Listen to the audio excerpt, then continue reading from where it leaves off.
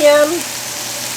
These are chicken fajitas. Actually, they are fajitas that have been marinating in Cajun spices. And so they're chicken breasts. And then I just sliced them up. After I marinated them, I put them in the freezer and thawed them out.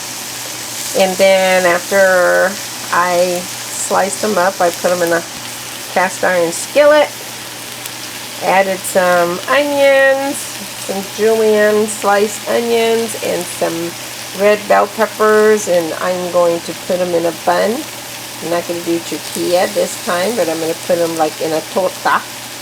We call it torta. It's a bun.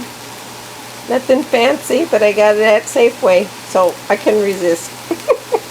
Okay, we'll talk to you later.